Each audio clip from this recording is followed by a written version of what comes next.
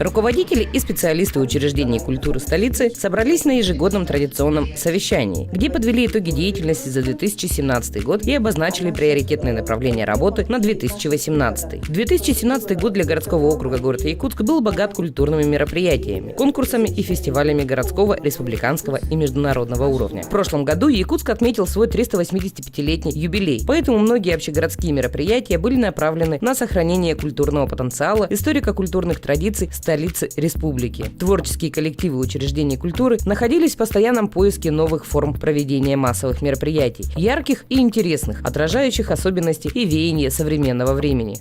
В рамках государственно-частного партнерства дан старт строительству небывалого количества социальных объектов, в том числе и 3 объектов культуры – Дворца современного искусства имени Гагарина, Детской школы искусств и Детского библиотечного центра. Эти и другие события, связанные с укреплением и развитием культурно-просветительской отрасли столицы, стали настоящим подарком для работников культуры. В рамках Года добра и 385-летнего юбилея столицы проведено более 8 тысяч мероприятий. Большое внимание уделялось организации и культурно-просветительским вопросам проведения мероприятий событийного туризма, национального праздника Эсэх-Туймады, всероссийского фестиваля «Зима начинается с Якутии» и Дня города Якутска, в рамках которого состоялось карнавальное шествие. В течение года городские мероприятия посетили порядка 1 400 000 человек.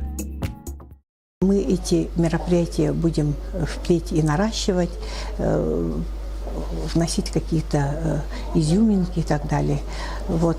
Наша отрасль культуры представлена 620 работниками вот, по всем отраслям. Нас немного в городе, но мы стараемся, чтобы горожане всегда были вовлечены в библиотечное пространство. У нас работают очень интересные библиотеки, очень много проводят они, не просто выдачей книг занимаются, проводят интересные мероприятия, клубные мероприятия. Они проходят по субботам, воскресеньям, и я думаю, что наши горожане это все очень хорошо знают. Благодаря работникам культуры все массовые мероприятия столицы проходят на высоком организационном уровне. Работники культуры не только формируют эстетическую среду, но и духовно и нравственно обогащают подрастающее поколение, воспитывают любовь к искусству, тягу к прекрасному, уважение к традициям. По итогам деятельности за 2017 год отличившимся работникам учреждений культуры вручены почетные грамоты и благодарственные письма.